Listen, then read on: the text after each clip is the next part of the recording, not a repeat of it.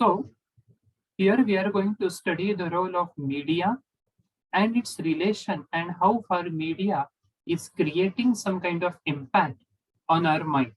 And at the same time, the reverse connection also we are going to study, that is how far our mind, our psychology, it is influencing media. It is a two-way process. So that's why the third objective which we are going to study, that is multicultural understanding, because psychology and even media, it differs from culture to culture, even the use, influence and impact of media. So to start with it, so let's have a quick outline of our syllabus. The first chapter which we are going to study, that is definition and branches of psychology, which is जे अगदी basic outline आपण म्हणू तो एक part. Even the overview, orientation of the field of psychology. Second point, in first chapter, it will be media psychology, the definition, scope, objective of psychology and media. We may see that yes, it is easy, but sometimes it is an uneasy relationship. Research methods in media psychology, how to study the mind and its process. Second chapter is about memory, definition, information, how we process information. जे काही आपण ऐकतो, बघतो, त्या सगळ्यावरती आपण किंवा आपलं मन काय आणि कसं काम करतं. LOP in the sense levels of processing approach, LOP. And so the heading of this particular second chapter itself, it is role of psychology in media. So the memorizing part, another important principle of psychology is about thinking, its definition, lateral thinking, creative thinking, imagination. Media मध्ये या सगळ्याचा खूप असा महत्वाचा role आहे. Even emotions, theories of emotions and role of emotions in media. So many times it happens, some emotions, they have been stimulated.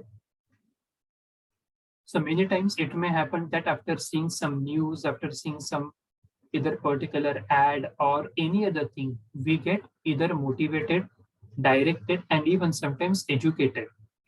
Some campaigns helps a lot in appropriate direction. So the role of emotion and media we are going to study. मग तिसरा भाग येतो तो म्हणजे आपला दृष्टिकोन किंवा perception, the visual perception and depth perception. Another thing is about cognitive and behavioral effects. आपल्या विचारांवरती आणि आपल्या वर्तनांवरती कसा एक एक परिणाम होतो. Focus on print media, interactive medium, and very recent and recent term is about web advertising. Advertisement कशी करतात आणि काय त्याचं plus minus, all these things. The third chapter is about psychological effects and influence of media. In that we are going to study personality theory also, theories. As a layman किंवा एक सर्वसामान्य माणूस म्हणून आपल्याला काय वाटतं की पर्सनॅलिटी म्हणजे काय, तर माणूस कसा दिसतो किंवा कसा बोलतो, कसा राहतो, इतकंच सगळं. But it is not like that. Psychologist study personality beyond it. How far you are able to regulate and express your emotions, thoughts. तुमची भाषा कशी आहे, तुम्ही संवाद कसा साधतात, तुमचा टोन कसा आहे, तुम्ही तुमचे विचार कसे व्यक्त करतात, ह्या सगळ्या गोष्टी. सो म्हणून आणि मग स्टेट म्हणजे आता सध्या 8-15 दिवस आपल्याला काय वाटतंय, काय जाणवतंय ते. आणि ट्रेट म्हणजे आपला मूळ स्वभाव, स्थायी भाव. Our nature, our tendency is what is trait. So trait theories we are going to study, cognitive and psychoanalytical approach, and even behavioral theories. आणि मग फक्त हे सायकोलॉजीच्याच दृष्टिकोनातून बघायचं आहे असं नाही, आपला कोर आहे हा मीडियाच्या दृष्टीने किंवा मास मीडिया. सो म्हणून role of personality theories and its relevance in mass media. Social influence. 4 लोक काय म्हणतील हा विचार अनेकदा आपण करत असतो. On a lighter note it says की सबसे बड़ा रोग क्या कहेंगे 4 लोग. Social influence, the presence of others, the absence of others. So म्हणजे जर का कॉलेज रोडला किंवा गंगापूर रोडला कोणाचा जर ऍक्सिडेंट झाला, का बरं आणि कसे इतर 4 लोक जमा होतात किंवा का बरं इतर 4 लोक पटकन जमा होत नाही. कोण पडले ते बघतात आणि आणि मग नंतर आपण ठरवतो. सो काय नेमका रोल आहे? Compliance, how how far we are able to convince others. आपल्याला जे सांगायचं आहे किंवा इव्हन मीडियामधून सुद्धा फक्त ₹99, फक्त ₹999 एकावर एक फ्री. ही फ्रीची ॲडव्हर्टाइजमेंट का बरं आणि कशी होते? Foot in the door technique, door in the foot technique. हल्ली प्रकार कमी आहे, पण जे सेल्समन्स जी टेक्निक वापरतात, आधी एकतर खूप मोठं प्रोडक्ट देतात आणि मग हे नाही, ते नाही, ते नाही. अहो सर, मग ॲटलीस्ट हे छोटं प्रोडक्ट तरी घ्या ना. Or at times it is reverse. हा एक पेन आहे, हे एक बुक आहे, मग असं आहे, मग आणि मग तसं आहे, मग ही ऑफर आहे, मग ती ऑफर आहे, मग इतके 2च दिवसांपुरतं आहे, मग त्याच्यानंतर बाहेर तर हे कंपॅरिझन चालू आहे, आम्ही तर इतक्यालाच देतोय. Compliance technique to convince others. Obedience. Obedience, this particular psychological factor, it is started or it has been studied especially during Second World War. हे दुसऱ्या महायुद्धाच्या वेळेस सायकोलॉजिस्टला हा प्रश्न पडला की हिटलरने जरी ऑर्डर दिली हजारो लाखो ज्यू लोकांना मारून टाकणं, पण तरी सोल्जर्सला काही वाटलं नाही का असं शूट करताना, किल करताना. सो जेव्हा सोल्जर्स असं डिस्कस केलं किंवा सर्वे केला, देन इट रिव्हील की soldiers said that we are not responsible for this mass killing, but rather we did whatever our authority has said. आम्हाला आमच्या वरिष्ठांनी सांगितलं आणि म्हणून आम्ही शूट केलं. ह्या मास किलिंगला आम्ही जबाबदार नाही. म्हणजे अनेकदा समाजामध्ये असंही होतं की व्यक्ती ते काम करते, पण त्या कामाची जबाबदारी स्वतःवरती न घेता केवळ आम्हाला ऑर्डर्स होत्या तशा, म्हणून आम्ही केलं. सो मग त्याला ओबिडियन्स असं म्हणतात. In Marathi it is called as आज्ञाधारक. आज्ञाधारकाचे तत्व. Then effects of media violence, effects of prosocial behaviour, Savdhaan India किंवा क्राईम पेट्रोल, 100 CID, अशा सगळ्या व्हायलेंट गोष्टी बघून काय डेव्हलप होतं आणि असं कुठल्या गोष्टींना आपण प्रमोट करतोय, हा भाग खूप महत्वाचा आहे. Then it comes about fourth chapter. Fourth chapter कुठला असेल आपला? तो असेल developmental psychological issues with respect to media. मग लर्निंग थेरीज म्हणजे आपल्याला नेमकी सवय कशी लागते. सकाळी उठलं की पहिले व्हॉट्सअप बघायचं, काही झाले की पहिले युट्यूब बघायचं, एफबीला लाईक्स किती आहे, इन्स्टाला आपली स्टोरी किती जणांनी शेअर केली, how far we get habituated to it. Classical conditioning, operant conditioning, cognitive learning and observational learning. So म्हणून ते सीओ असे ते कीवर्ड्स आहेत. इन डिटेल आपण या सगळ्या गोष्टी बघणार आहोत की केवळ बघून आपण कसं शिकतो, सवयीतून आपण कसं शिकतो, तो एक भाग. सोशल कॉग्निशन, समाजाचा विचार आपण कसा आणि कितपत करतो ते, स्क्रिप्ट आणि schema. Another thing is about the motivation. प्रेरणा आपल्याला कुठून मिळते आणि काय त्याच्या मागचे सिद्धांत आहेत किंवा थेरीज आहेत. Young children and media. How can we socialize children even by effectively using media. जर आता मीडियाला ऑप्शन नाहीये, जर मीडियाचा use it is now means becoming a part and parcel of our life, मग त्याच मीडियाचा हेल्दी अप्रोप्रिएट यूज आपण कसा करू शकतो. So use and influence during adolescence, teenage मध्ये. सम स्टुडंट्स किंवा some childrens they develop porn addiction. नको त्या गोष्टी इंटरनेटवरती सारख्या बघितल्या जातात आणि मग त्याच्यातून काहीतरी एक प्रकारची विकृती किंवा ॲबनॉर्मॅलिटी ही डेव्हलप होते. फिफ्थ, सो तो रोल काय आहे किंवा आणि रिसेंट सर्वे असे आहेत की अमेरिकेमध्ये आता सध्या जवळजवळ 12 ते 14 तासांचा स्क्रीन टाइम आहे. Children they are spending minimum 12 to 14 hours.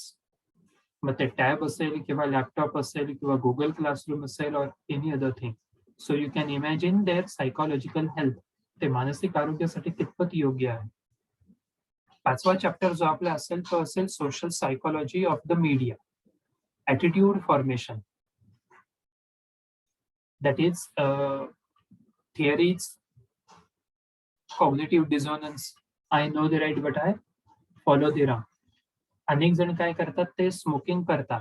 Smoking आणि हे कॉग्निटिव्ह डिझोनन्सचं बेसिक एक्झाम्पल असं की त्या पाकिटावरती व्यवस्थित लिहिलेलं असतं की ह्या स्मोकिंगमुळे कॅन्सर होतो, हे आरोग्याला चांगलं नाही. सो दे नो, ते माहिती असतं, पण तरी पण बिहेवियर काय करतात, उलट ते आणखीन सिगार कन्झ्युम करतात. तर हा विरोधाभास लोकांमध्ये का आणि कसा तयार होतो, तो सगळा भाग आपण 5व्या चॅप्टर मध्ये बघणार आहोत. Even persuasion techniques, 6 tools are there. Gender representation, male female बद्दल काय आणि कसं मीडियामधून पोर्ट्रे केलं जातं. सो मेल डॉमिनेटिंग आहे का फिमेलला एकदम कंट्रोल केलं जातं, और इज इट सो की दोन्ही इक्वल आहे असं मीडियामधून आपण दाखवतोय, किंवा काय खरं आहे नेमकं. रिप्रेझेंटेशन ऑफ मायनॉरिटी ग्रुप्स, जे समाजामधले थोडेसे बाजूला असलेले असे जे घटक आहेत, त्यांचा आणि मीडियाचा काय संबंध आहे. डिसॅबिलिटी म्हणजे अपंगत्वाबद्दल मीडियामधून असं कधी भाष्य किंवा काही असं प्रेझेंटेशन होतं का. हँडिकॅप ग्रुप असेल किंवा any other kind of disability. मानसिक आरोग्य आणि मीडिया. आता काही जाहिराती अशा होत आहेत की जिथे ते म्हणजे जाहिरातींमधून असं सांगतात की हो, काउन्सिलिंगला जाणं म्हणजे काहीही चुकीचं नाही, ते उलट आवश्यक आहे किंवा गरजेचं आहे.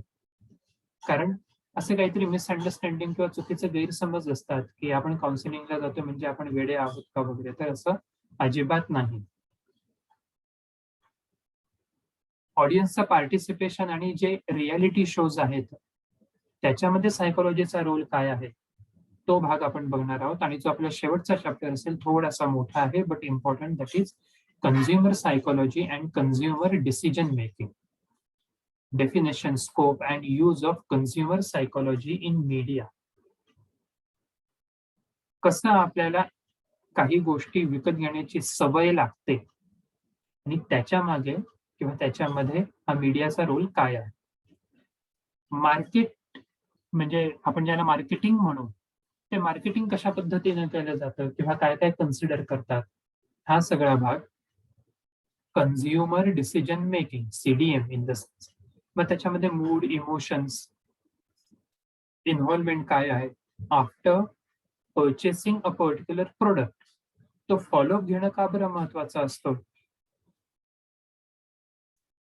Post purchase behaviour and marketing the communication. So अशी सगळी ही आपली साधारण ह्या 6 चॅप्टरची एक प्रकारे ही आउटलाईन आहे, जी आपण स्टेप बाय स्टेप ही आता आपण डिस्कस करणार आहोत. So now to start with our first chapter or first unit, it says that is definition and branches of psychology and even overview. Psychology म्हटल्यानंतर तुमच्या मनात काय येतंय असं कोणी सांगू शकेल का.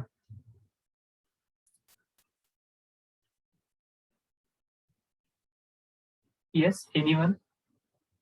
मानसशास्त्र म्हणजे नेमकं काय. इंग्लिशमध्ये कम्फर्टेबल आहात तुम्ही की मराठीमध्ये की मिक्स चालेल कसं.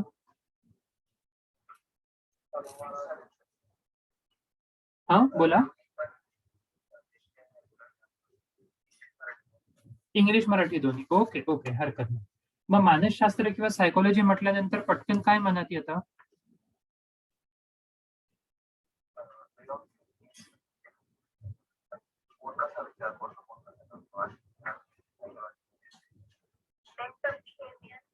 बरोबर, correct.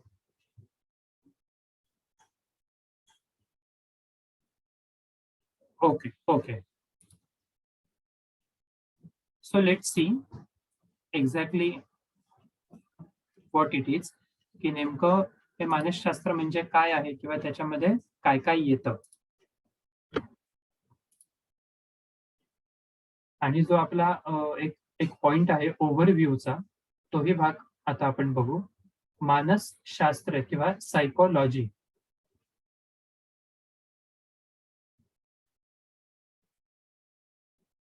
So this particular word किंवा हा जो शब्द आहे हा ग्रीक ग्रीक भाषेतले हे दोन शब्द आहेत.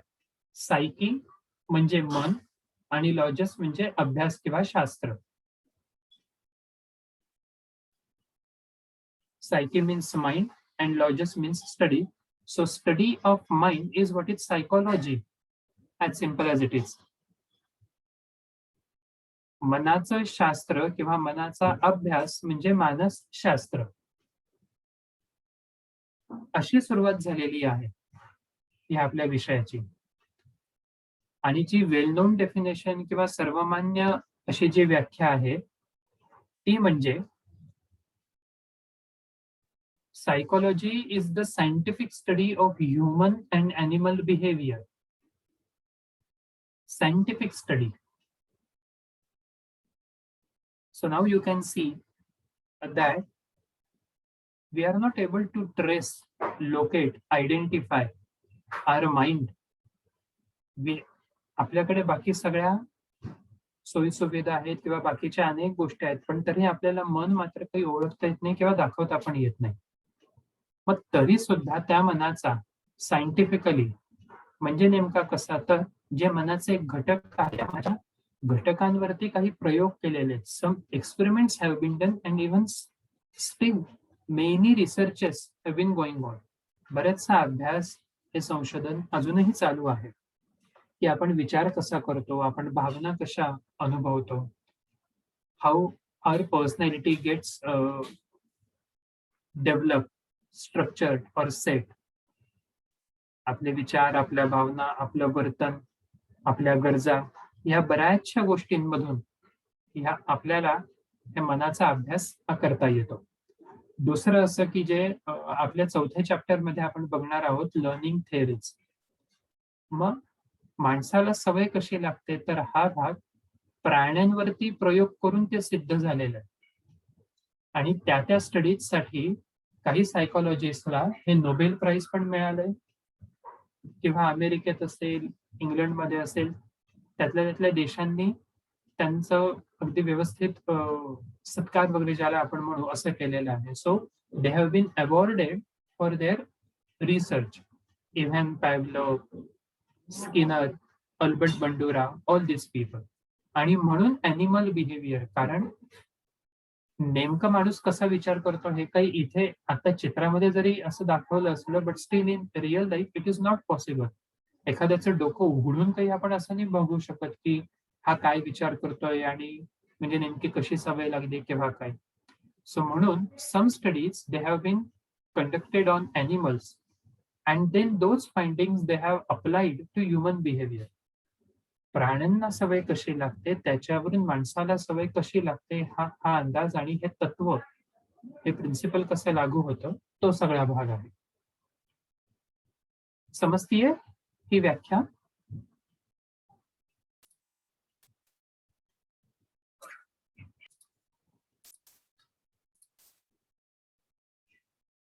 The fields or branches of psychology.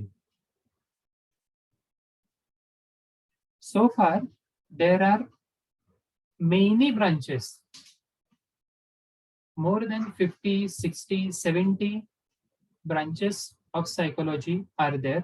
But ज्या त्यातल्या core आहेत, so those only we are going to study first, and then in last for today, so we will little bit discuss about media as a field, as a branch of psychology. So like as you can see, clinical psychology म्हणजे चिकित्सा मानसशास्त्र, सगळ्या प्रकारचे मानसिक आजार याच्यामध्ये येतात. Second thing is about counselling, समुपदेशन. इंडस्ट्रियल म्हणजे औद्योगिकी मानसशास्त्र. then educational psychology, शैक्षणिक मानसशास्त्र, बाल मानसशास्त्र, psychological testing. We have some tests and even the types of tests are also there. म्हणजे पेपर पेन्सिल टेस्ट आहे किंवा प्रोजेक्टिव्ह टेस्ट आहे, अशा मानसशास्त्रीय चाचण्या यूज करून नेमकं माणसाच्या मनात काय आहे किंवा माणूस काय आणि कसा विचार करतो किंवा त्याचं व्यक्तिमत्व हे काय आहे किंवा कसं, अशा सगळ्या गोष्टी ह्या चाचण्या वापरून आपण नक्की बघतो किंवा बघू शकतो.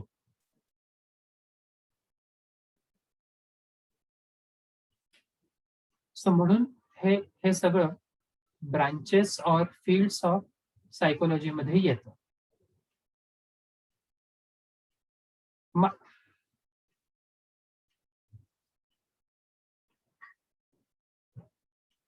आणखीन कोणकोणत्या शाखा आहेत तर आणखीन म्हणजे developmental psychology, how we develop, how far are physical development it is related with psychological development. शरीराचा आपला हा जसजसा टप्प्याटप्प्याने विकास होत जातो, आधी लहान, मग आपण थोडस आपण किशोरावस्थेत येतो किंवा पौगंडावस्थेमध्ये, ऍडॉलसन्स फेज मध्ये, and then we become adult, young adulthood, late adulthood. शरीराच्या आयुष्याच्या प्रत्येक टप्प्याचा आणि आपल्या मनाचा खूप जवळचा संबंध आहे. सो तो भाग सगळा डेव्हलपमेंटल सायकोलॉजी मध्ये येतो. मीडिया सायकोलॉजीचा सगळ्यात जवळचा संबंध जर कुठे असेल तर तो म्हणजे सोशल सायकोलॉजी. दॅट मीन्स सामाजिक मानसशास्त्र.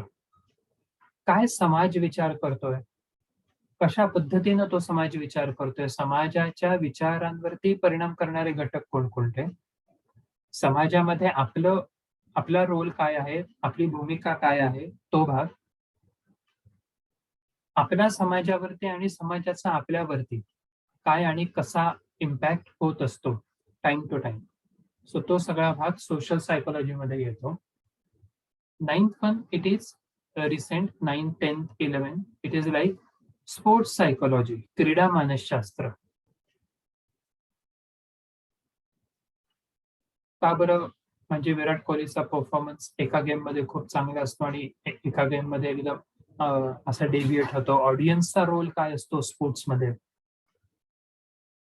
सगळ्या गोष्टी त्याच्यामध्ये येतात.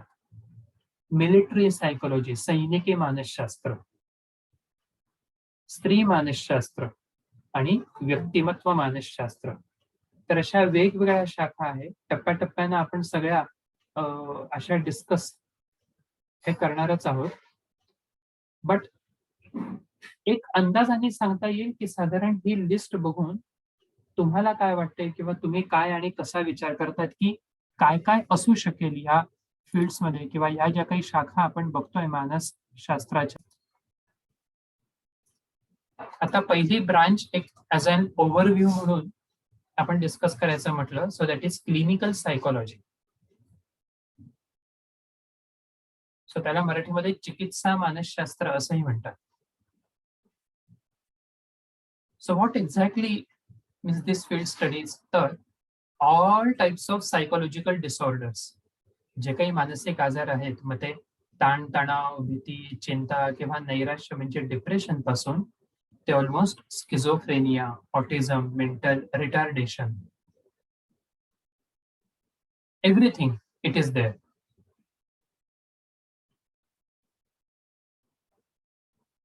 So far, now we have more than 350 psychological disorders.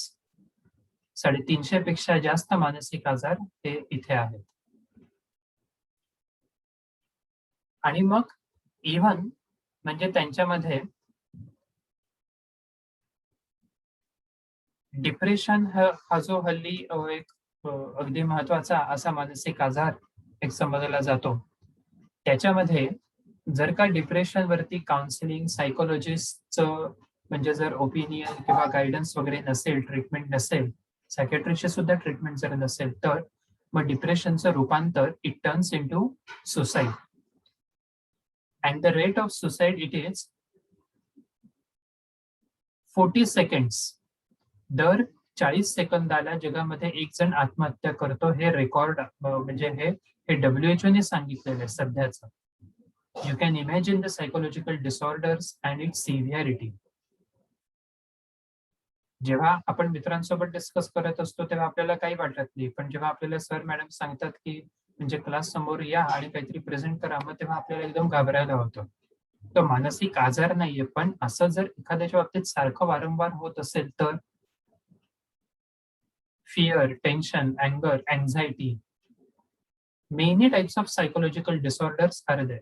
तर अशा सगळ्या प्रकारचे जे काही मानसिक आजार आहेत, ते मानसिक आजार नेमके ओळखायचे कसे? ती काय लक्षणं आहे किंवा निकष काय आहे त्यांचे, आणि अशा मानसिक आजारांवरती उपचार सुद्धा केले जातात. काही मानसिक आजार असे असतात की जे उपचाराने बरे होतात, होऊ शकतात 100%. आणि काही मानसिक आजार असे असतात की जे कधीही बरे होत नाही. अजून त्या मानसिक आजारांवरती औषधोपचार नाहीये. ऋतिक रोशनचा जो एक पिक्चर होता कोई मिल गया, त्याच्यामध्ये जे मानसिक अपंगत्वाचा रोग केलेला आहे किंवा mentally retarded, it is incurable psychological disorder or phase. Schizophrenia सुद्धा अतुल कुलकर्णींचा देवराई पिक्चर आहे, तो पूर्णपणे स्किझोफ्रेनिया आहे किंवा मराठीमध्ये त्याला छंद मनस्कता असेही म्हणतात. हे सगळे बरे न होणारे आजार आहेत. किंवा बर्फी पिक्चर मधली प्रियंका चोप्रा, ऑटिझम, स्वमग्नतेचा जो रोल केलेला आहे तिने, तो बरा न होणारा असा मानसिक आजार आहे. तर काही मानसिक आजार आधी जसं म्हटलं तसं ते बरे होणारे असतात, आणि काही मानसिक आजार असे की जे कधीही बरे न होणारे असे मानसिक आजार. तर चिकित्सा मानसशास्त्र हे मानसिक आजारांवरती काम करणारी शाखा आहे. दुसरी अत्यंत महत्वाची म्हणजे काउन्सिलिंग, समुपदेशन. ही सुद्धा महत्वाची फील्ड आहे. समुपदेशन म्हणजे सल्ला देणं किंवा म्हणजे फक्त गप्पा मारणं असं नाही, तर समोरच्या व्यक्तीला नीट ऐकून घेणं. ऐकून घेणं ही पण एक प्रकारे कला आहे. कसं ऐकतोय आपण, संवाद कसा साधतोय, it is equally important. So हे सगळे काउन्सिलिंगचे स्किल्स आहेत, ती कौशल्य आहेत. चाइल्ड काउन्सिलिंग आहे किंवा पॅरेंट, पालकांना सुद्धा काउन्सिलिंग आवश्यक असतं. Family counselling, pre marital counselling, post marital counselling, लग्नाच्या आधी आणि लग्नानंतर सुद्धा, कारण जे वेगवेगळे आपले रोल्स बदलतात. मग तेव्हा आपण एकमेकांना समजून कसं घ्यायचं, आपण आपले विचार भावना एकमेकांशी अधिक चांगल्या पद्धतीने कसे व्यक्त करावे, की जेणेकरून जे काही मिसअंडरस्टँडिंग अदरवाईज होतात ते होऊ नये म्हणून. 8वी 9वी 10वी पासून जे असतं ते म्हणजे व्होकेशनल काउन्सिलिंग, म्हणजे 10वी नंतर आर्ट्स घ्यायला हवं, कॉमर्स घ्यायला हवं, सायन्स घ्यायला हवं, इंजिनिअरिंग की आणखीन काही. त्या शाळेत जाणाऱ्या त्या मुलाचा कल कुठे आहे, इंटरेस्ट कुठे आहे, की जेणेकरून त्याला ते योग्य ट्रेनिंग, ऍप्टिट्यूड जर दिलं तर तो अधिक चांगल्या पद्धतीनं ते करेल. म्हणून काउन्सिलिंग म्हणजे सल्ला देणं नाही, तर काउन्सिलिंग म्हणजे अशा प्रकारे अशा पद्धतीने चर्चा करणं, संवाद साधणं, की जेणेकरून त्या व्यक्तीला तो आत्मविश्वास निर्माण होईल की हो, माझ्या जीवनातल्या समस्या मी स्वतः सॉल्व्ह करू शकतो. the client should develop the insight that yes, I can deal and I can face my challenges in my own life. आणि दुसरा महत्वाचा मुद्दा असा की काउन्सिलिंग म्हणजे फक्त ट्रीटमेंटसाठी असतं असं नाही. एक्सरसाइज किंवा जिमला आपण का बरं जातो किंवा डाएट का बरं करतो, तर आपल्याला आजार होऊ नये म्हणून पण करतो, ऍज अ प्रिव्हेन्शन म्हणून सुद्धा. आणि दुसरं, आपली आता जी तब्येत व्यवस्थित आहे ती अशीच ती व्यवस्थित राहावी, आणखीन चांगली राहावी, सो म्हणून सुद्धा आपण व्यायाम करतो. ते जसं शरीराच्या आरोग्याबद्दल आहे तसंच मनाच्या आरोग्यासाठी सुद्धा counselling, it is not only for treatment but even for prevention and the maintenance purpose. फक्त काहीतरी आजारावरती उपचार म्हणून काउन्सिलिंग असं नाही, तर जे माझं मन आता सुदृढ आहे, जो मी आता आनंदी आहे, मी आणखीन आनंदी राहावं, माझा हा आनंदी स्वभाव असाच राहावा पुढे, ह्याच्यासाठी मी माझ्या काउन्सिलरकडे जायला हवं अधून मधून. हाही भाग खूप आहे. आणि सगळ्यात महत्वाचं म्हणजे काउन्सिलिंग. ज्यांचं काउन्सिलिंग मधलं शिक्षण झालं आहे त्यांनीच ते काउन्सिलिंग करणं कधीही चांगलं. काउन्सिलिंग म्हणजे केवळ गप्पा मारणे किंवा चांगलं बोलता येते म्हणजे काउन्सिलिंग असं अजिबात नाही. तिसरी जी फील्ड आहे ती म्हणजे इंडस्ट्रियल सायकोलॉजी. सो मराठीत त्याला औद्योगिकी मानसशास्त्र असं म्हणतात. आता क्लिनिकल सायकोलॉजीमध्ये कसं असतं, की सगळ्या प्रकारचे मानसिक आजार, की ज्या सगळ्या प्रकारच्या लोकांना, सगळ्या प्रकारच्या वयोगटाला होऊ शकतात. ती खूप मोठी चौकट झाली. औद्योगिकी मानसशास्त्राची जी चौकट आहे तुलनेने छोटी आहे, पण महत्वाची पण. छोटी म्हणजे कसं? इंडस्ट्रियल सायकोलॉजी म्हणजे काय तर एम्प्लॉयी आहे, बॉस आहे, ती कंपनी, इव्हन ती मशिनरी आहे आणि प्रॉडक्ट आहे किंवा म्हणजे कन्झ्युमर किंवा प्रोडक्शन वगैरे असं. मग तिथे एम्प्लॉईजला समजून कसं घ्यायचं? बॉस आणि एम्प्लॉईज मधलं रिलेशन कसं असेल? जिथे काम करतो सो तिथलं वातावरण कसं असायला हवं? ऑर्गनायझेशनल बिहेवियर नावाचा एक सेपरेट पेपर एम-ए इंडस्ट्रियल सायकॉलॉजीमध्ये असतो. तो सगळा भाग येतो किंवा आपण आपल्या कलीग्स सोबत कसं जुळवून घ्यावं? आपले जे कुठलं प्रोडक्ट आहे, त्या प्रॉडक्टचं आपण मार्केटिंग कसं करायला पाहिजे, की जेणेकरून आपल्याला अधिक चांगलं यश मिळेल असं. तो भाग. तर अशी सगळी एक आउटलाईन ही औद्योगिकी मानसशास्त्राची येते. चौथी फील्ड आहे ती म्हणजे एज्युकेशनल किंवा शैक्षणिक. अर्थात ही फील्ड आणि इतर इतर ज्या 2 फील्ड्स आहेत ते म्हणजे चाइल्ड आणि स्कूल सायकॉलॉजी. मुलं शिकतात कशी? शिकण्याचा आणि मनाचा काय संबंध आहे? हा सगळा विचार या एज्युकेशनल सायकॉलॉजीमध्ये आपण करतो. दुसरं आणखीन महत्वाचं म्हणजे त्या वर्गातल्या मुलांना समजून घेणं, त्या मुलांचं तसं निरीक्षण करणं आणि मग त्यांना समजेल, त्यांना पटेल, लक्षात येईल अशा पद्धतीनं त्यांना काय आणि कसं शिकवायला हवं, ह्याविषयीचं टीचर्सला ट्रेनिंग सुद्धा एज्युकेशनल सायकॉलॉजिस्ट हे देत असतात. तोही भाग सगळा एज्युकेशनल चाइल्ड आणि स्कूल सायकॉलॉजी याच्यात येतो. का बरं एखाद्या विद्यार्थ्याला एक विषय आवडतोय, समजतोय आणि दुसरा विषय नाही समजत आहे? आवडीचा भाग वेगळा, पण समजतच नाहीये. काय कारण असू शकतं त्याच्यामागे? तो भाग येईल सगळा.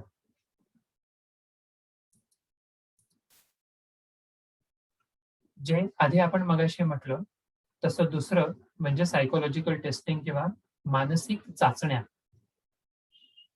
वेगवेगळ्या प्रकारच्या चाचण्या असतात, की ज्या चाचण्यांच्या माध्यमातून आपण विचार कसं करतोय, आपलं व्यक्तिमत्व कसं आहे, आपण किती सकारात्मक आहोत, आपण किती नकारात्मक आहोत, आत्मविश्वास आपल्यामध्ये किती आहे, आपल्याला राग येतो का नाही येत किंवा किती राग येतो, आपण किती शिस्तीनं किंवा डिसिप्लिनपणे वागतो.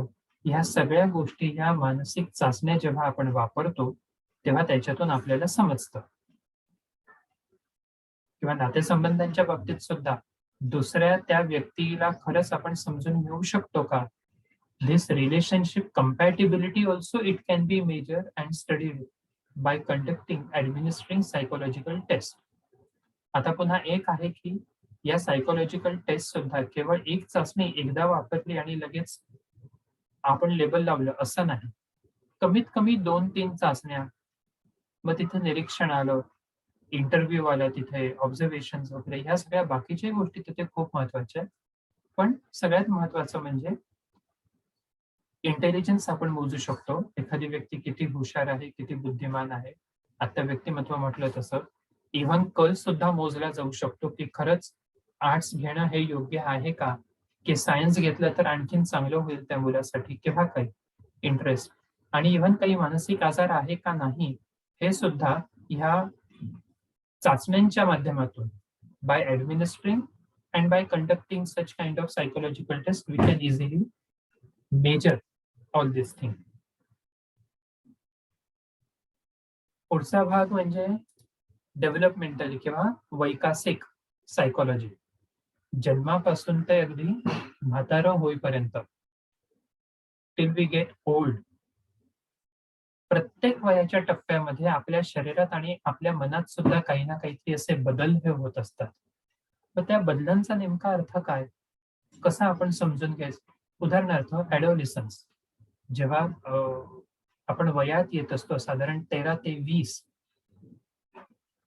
या एज ग्रुपमध्ये we experience hormonal changes. Opposite sex attraction also we do get feel. So how to understand and how to regulate all these things? त्या आपल्या इमोशन्सला, हॉर्मोनल चेंजेसला दिशा कशी द्यायची, काय आणि कसं समजून घ्यायचं, किंवा 40s नंतर 45 नंतर लेडीज मध्ये जो भाग असतो तो म्हणजे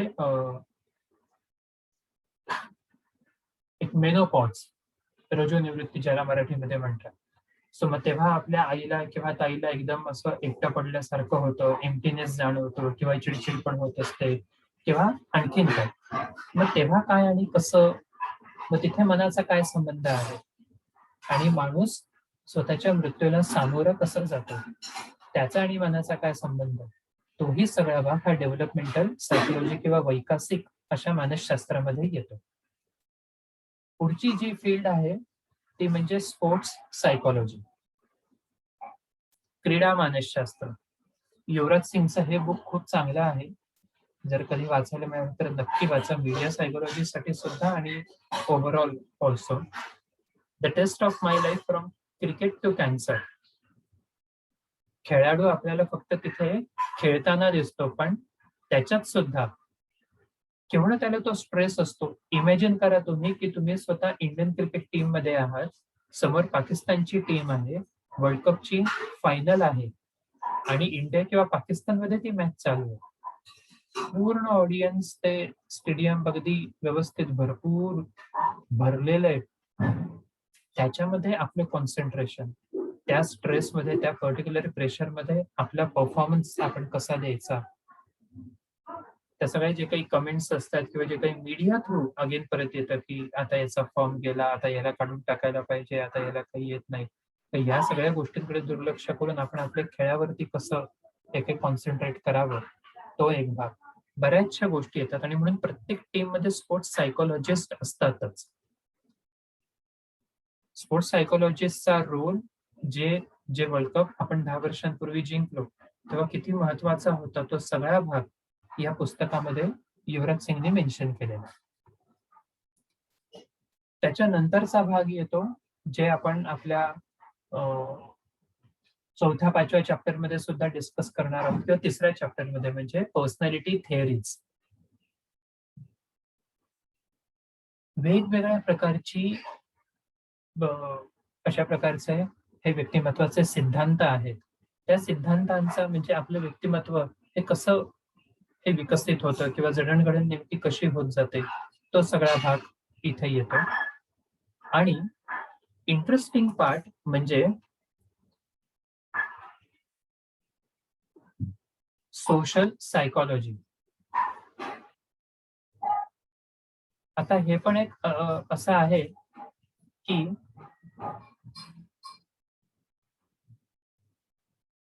आधी जसं मगाशी म्हटलं की मीडिया आणि सोसायटी हे एक चित्र खूप बोलकं आहे, सफिशियंट आहे. कोणाच्या बाबतीत काय होतंय आणि आपण त्याला काय मदत करावी त्याच्यापेक्षा कधी आपण ती गोष्ट फोटो काढतो, व्हिडिओ करतो आणि ते पोस्ट करतो वेगवेगळ्या सोशल मीडियावरती, हल्लीचा जमाना असा होत चाललाय. मग ह्या गोष्टी कशा आणि कुठून सुरू झाल्या? बाय स्टँडर्ड इफेक्ट नावाने जर तुम्ही सर्च केलं तर तुम्हाला बरंच काही काही समजेल. बाय स्टँडर्ड इफेक्ट म्हणजे बघ्यांचा असा परिणाम. 1964 मध्ये अमेरिकेमध्ये एका रिपोर्टरचा खून झाला. तो खून 39 लोकांनी बघितला, पण 39 पैकी एकानेही कोणीच काहीच मदत ही केली नाही आणि ते फक्त मर्डर बघत होते. ही सत्य घटना, it is a true story. आणि त्याच्यानंतर मग सायकोलॉजिस्टला सुद्धा प्रश्न पडला की असं का बरं होतं, आणि मग त्याच्यातून ती संकल्पना आली की बघ्यांचा परिणाम. म्हणजे त्या सगळ्या 39 लोकांनी हा विचार केला की जर बाकीचे 38 लोक काही मदत करत नाहीये त्या मुलीला, त्या मर्डर होण्यामध्ये कोणी काही तसं मदत करत नाहीये, हस्तक्षेप वगैरे इंटरप्ट काही करत नाहीये. म्हणजे एक मग मी का बरं करू? सोशल इन्फ्लुएन्स किंवा असंही कुठेतरी असतं, की म्हणजे जे मेजॉरिटी आहे तेच बरोबर आहे. ज्या अर्थी इतर 38 लोकं मदत करत नाहीये, त्या अर्थी आपण पण मदत करूच नाहीये, असं असतं. आणि म्हणून अनेकदा आणि हल्ली तर या गोष्टी फार वाढल्या, की आपण फक्त आपलाच विचार करतो. आपण फक्त बघत बसतो. तर अशा अनेक गोष्टी ह्या social psychology as a branch or as a field of so psychology त्या त्या आहेत, की काय नेमकं होतं? आपल्या एकट्याच्या वर्तनाचा समाजावरती परिणाम काय होतो? आणि समाजाच्या सामूहिक अशा वर्तनाचा आपल्या वर्तनावरती, आपल्या वागण्यावरती, आपल्या निर्णयावरती आपण कपडे घालताना सुद्धा लोकांचा विचार करतो, की मी हे घातलं तर ते चालेल का त्यांना किंवा ते काय म्हणतील? काही वेळेस हे बरोबरही असतं आणि काही वेळेस हे अतिप्रमाणातही होतं किंवा इनअप्रोप्रिएटही होतं. प्रत्येक गोष्टीमध्ये समाजाचा कळत-नकळत काहीतरी भाग असतो आणि मग तिथे मीडियाचा रोल कसा? तो सगळा जो भाग आहे. उदाहरणार्थ, नेमकं मीडिया सायकॉलॉजी म्हणजे काय? मग त्याचं डेफिनेशन काय? स्कोप कितपत आहे? ही फील्ड म्हणून काय आहे? मीडिया सायकॉलॉजीचे ऑब्जेक्टिव्हज काय आहेत? आणि सायकॉलॉजी आणि मीडिया यांच्यातलं म्हणजे जे काही नातेसंबंध आहे, तो सगळा भाग इन डिटेल उद्या आपण डिस्कस करू. ओके? हॅलो. हो, हो.